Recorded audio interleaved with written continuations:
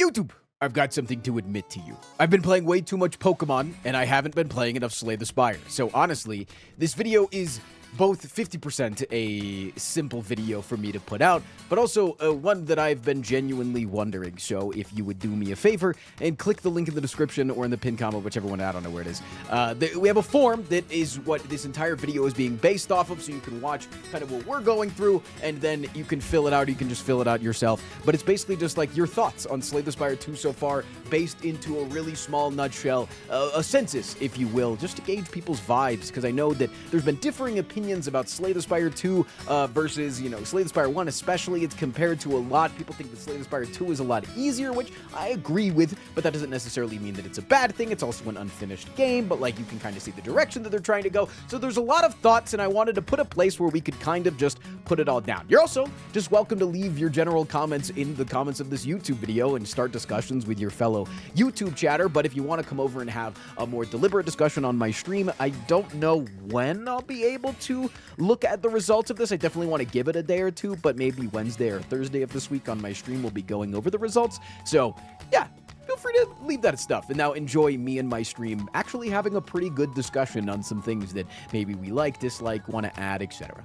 Okay, I'll see you tomorrow. Chad, we're going to do something unorthodox today.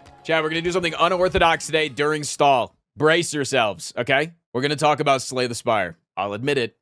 It's because we don't have a YouTube video for tomorrow.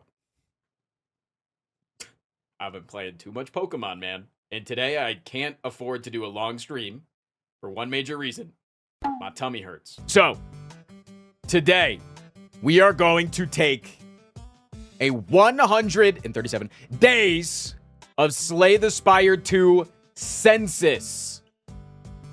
Because I'm actually interested in y'all's opinions on Slay the Spire 2, and we can have like a more long-form discussion about these things. But let me really quickly run you over this census, and then we'll maybe add something to it if you guys think anything needs to be added. And then I'm gonna send you guys the link, and you guys can all fill it out. It's like just like a 2-second survey. But this is what it looks like right now. 100 days and 37 days of Slay the Spire 2, gauging player feedback after 100 days of Slay the Spire 2. 1, how much fun are you having with Slay the Spire 2? Did you play Slay the Spire 1? If you did play Slay the Spire 1, which game are you enjoying more? Simple question. Explain the above question explain your answer to the above question in as little or as much detail as you would like. That's going to be a big one. What are you looking forward to the most in the future of Slay the Spire 2 out of these options, or you can add your own? You have to just pick one. I'm sorry. But if you guys think anything else needs to be added to this that I'm majorly missing, let me know. New game modes. I think that would be under other. For enjoyment, you should have an equally enjoy. Ooh, that's good. That's a good answer. Add option. I enjoy both the same. Can you make the what are you looking forward to question have multiple responses? Nope. Because it's what are you looking forward to the most? That's what I'm curious about. Is there any feature of Slay the Spire 1 that you wish that they would do more in Slay the Spire 2? I thought about this a lot. I thought about this quite a bit. And one thing that I really miss in Slay the Spire 1 that they don't have any of in Slay the Spire 2 outside of very niche cases, curse synergy.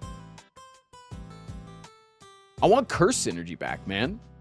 God, how fucking cool was it to get a Duvu doll run? Or, like, even at, like, the very least to have, like, whenever you drew a curse to have fire breathing. And, like, fire breathing was, like, really, really cool. Or, like, debuff removal. Artifact. Yeah. Med kit.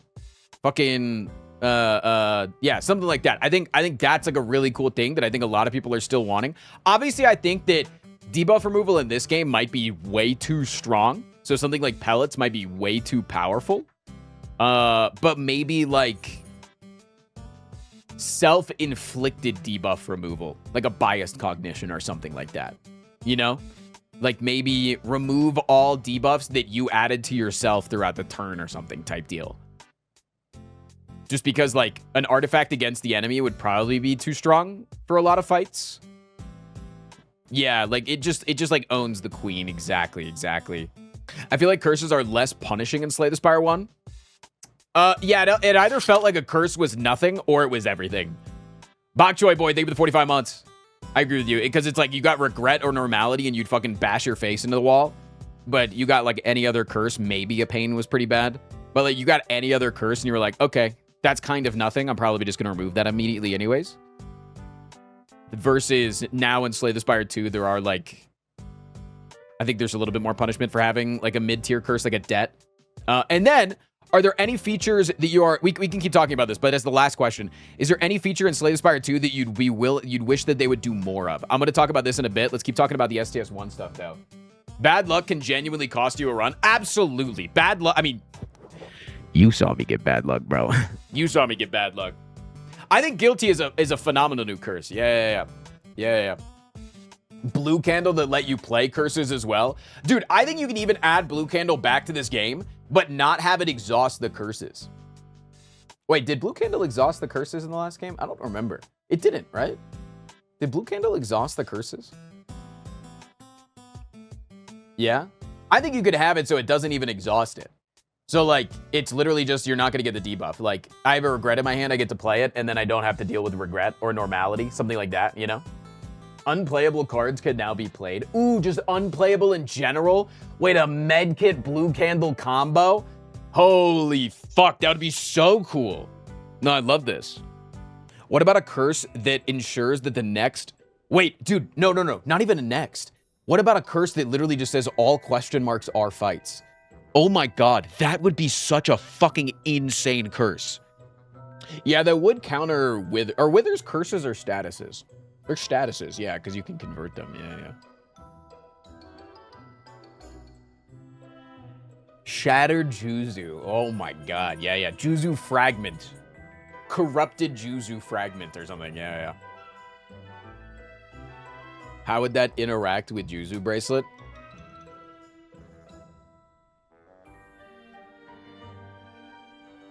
I don't know. They would cancel each other out. Oh, and it just makes it random again. Interesting. I want evil relics. Dude, okay, that's another thing from Slay the Spire 1 that we don't have in Slay the Spire 2. Evil relics. The mask event sucked. We hated, I mean, chat loved the mask event, right? In Slay the Spire 1, you would have an event where you'd say 50% of the masks are good, 50% of the masks are bad. You get to get a random mask. And it was actually a lie, because there were 5 masks. 2 of them were bad. 2 of them were really good. And then 1 of them just made you more talkative and would say cacaw at the beginning of every fight. Chat liked that one. I do wish that there were more events in the game that would be like, get this permanent bad debuff. Like, you get to select it. Now, there's granted, you can argue that something like Bing Bong in Slay the Spire 2 is a curse relic. It is, but you're still choosing to take it, and all you have to do in order to not get it is sacrifice a couple HP. But oftentimes, when you're taking Bing Bong, it's deliberate, and in order to get something good out of it, you know? You can get the T-Guy relic, that's true, but again, you're choosing to do that, and the T-Guy relic fucking sucks. But I agree, that is a negative relic. But I want something that's like, it's a permanent debuff on me, but I get something good for it. Like, we go to the evil relic guy, and at the evil relic guy, it says, like, maybe the evil relics are, you are weak on turn 1, but you get +3 strength for the entirety of the fight or something. Or like, weak on turn 1 and 2, turn 3, gain 4 strength. You know? Vaku can sometimes be like that. Ancients definitely feel like that. Ancients do definitely feel like that. Yeah, you're right. Ancients in general can definitely feel like that. So maybe just negative relics then. Maybe just negative relics. Maybe I just want an event that just says, you gotta get fucked. You gotta get fucked a little bit. A little royal poison. Honestly, though, like, you're taking royal poison. Yeah, I guess royal poison is exactly what I'm talking about, where you get a buff, but then it's a hurtful relic. Yeah. Big Shroom. Big Shroom is a straight buff, and I'll stand by that. I think Big Shroom outweighs itself. I've been trying every relic as Big Shroom, and it's rough. Yeah, what? Doesn't it just make you have no starting? No turn 1? You can't get negative draw on turn 1. I started playing Slay the Spire last night, and there's so much more energy. I think that is a fucking misconception. I think that is a major misconception, Fuzzy. There are more energy relics in terms of boss relics. But there are more ways that I feel that I can manipulate energy costs in Slay the Spire 2 that I do not. I feel less starved for energy in Slay the Spire 2 than in Slay the Spire 1. I feel far less starved for energy. I think people relied way too much on, at the end of every act, just playing like a Maz and clicking on whatever energy relic you got, even though most non-energy boss relics were far better than energy relics in Slay the Spire 1. It is going to be interesting with Bloodletting getting moved into uncommon. I agree with that. I agree with that. Bloodletting being common on Ironclad really just set the tone for how much energy you can have. But not only in Slay the Spire 2 are there ways to get more energy, there's also a lot of ways to cheat energy, like, you know, like unrelenting and things like that make the next thing have a discount. So yeah, I think there's a lot more than we realize. How much do you think that there's more energy in Slay the Spire 2 is correlated to how much you take Brightest Flame? Fuck you, YouTube chatter. You made one good joke today, all right? You don't get to make another one. Go back to being unfunny. No, I think it's a really interesting discussion. I think there's a lot of cool things that Slay the Spire 1 had. I think there's one thing that everybody wanted at the beginning of Slay the Spire 1 or Slay the Spire 2, but now I was really interested to see if anybody would mention it.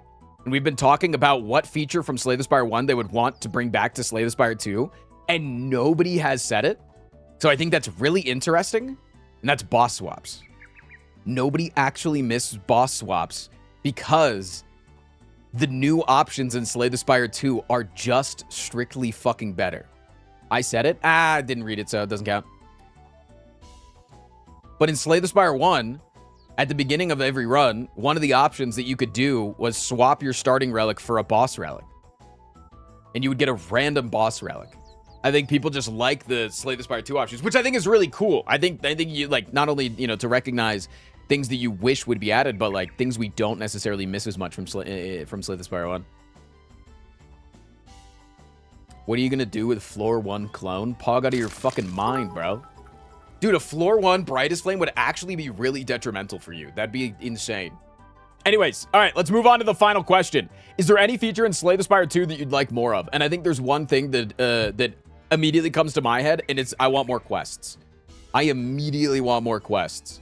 Even though they're adding a few more, I want more quests that maybe what I really want is I want an event that you come to, and it's a quest event, but you get to craft what the quest is. Send, thank you for the 5 gifted, first slot on the Giga Monday. I want to like it where it's like, would you like a power later on? Take this quest. Would you like a skill later on? Like mad science, but for a quest.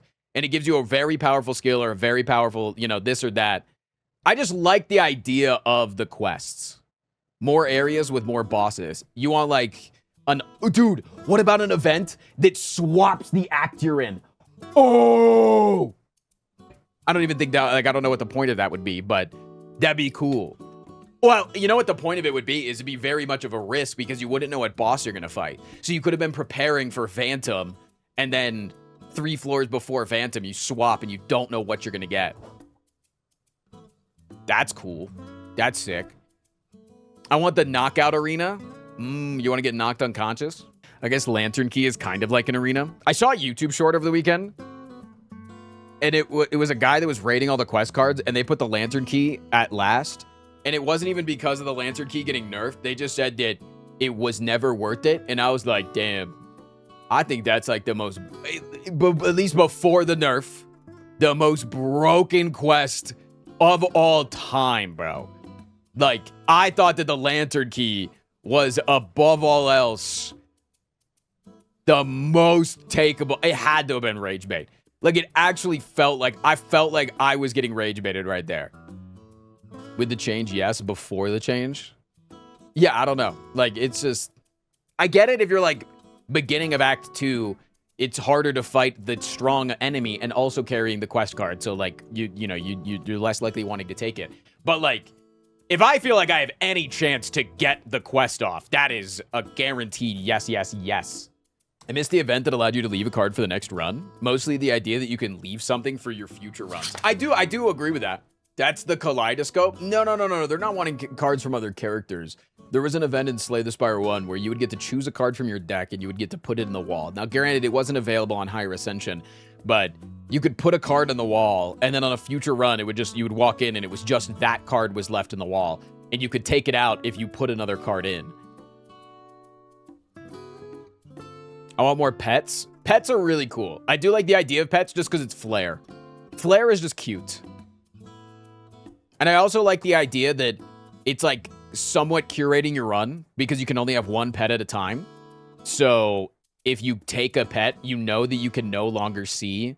Like if you take the bird quest, you can no longer see Pale's Legion, which I think is really fucking cool. More ancients would be cool. Agreed.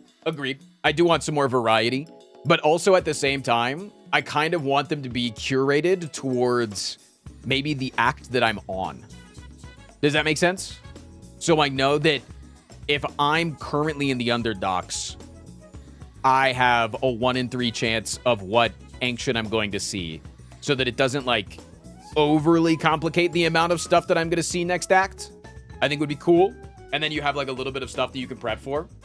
You get an ancient relic called Beachmaster, which would allow you to have 3 pets and give you 1. Or it just gave you like it allowed you to have 3 pets and you got an ancient pet. Like it was like a choose 1 of 3 powerful pets from this ancient to get. I think that'd be cool. More full all cards? Absolutely. The absolute number one thing I'm looking forward to is Act 4 and kicking the Architect's butt for good.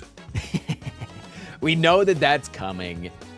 We know that I could... Wait, I should actually add that to this. I should add that to this. Are you looking the most forward to Act 4? Is there a question yet about what content people want to see in Act 4? No, but I don't want to get that specific right now. We could talk about it here, and then if like people on YouTube want to, you know... I've talked about it a little bit of what I want to see in Act 4. What I'd really like to see is that you have to fight an upgraded version of whatever bosses you fought throughout the game. I think that would be cool. Or maybe the upgraded version of the elites that you fought. Maybe it's just like the Act 1 and Act 2 bosses. You don't have to fight the Act 3 bosses again. But it's like an upgraded version of them. Like they come back like the end of Fire Emblem. The Fire Emblem Blazing Blade. Where you have to come back and like defeat them again, but like they're ancient up, so they're like in Arcane when they're like shimmered up, you know, like they're fucking they're super ultra Fiki mode, and the door maker's there too. Or maybe the ancients get turned on you, and you have to fight the ancients that you found or that you got. Like that would be cool. Like for whatever reason, the architect corrupts the ancients. Act 4 is the architect, in which he give you a cursed relic to go through Act 4 with in order to face him. Yeah. Maybe the relic decides what elites or mini bosses. That would be sick too, Jellicle. That would be sick too. I don't know why the alert didn't play, by the way, but that would be sick too. Architect would just have to bribe Vaku. Honestly, Architect would just have to say, "What's up, Vaku?" And then when he daps him, they make the perfect pop sound, and Vaku goes, "Damn, this guy's sick. This guy's hard." Yeah, I'll work for you. There could be a cultist-based character called the Reformed. Oh, shit. He's a reformed cultist. Left the birds. Why is the architect bad? It's loose lore, but essentially the Spire has been taken over and corrupted. But also Niao was kicked out of the Spire and then takes you as her champions and resurrects you over and over again to go defeat the Spire. So there's like some lore of like, are you actually the bad guy? It's like typical roguelike lore stuff.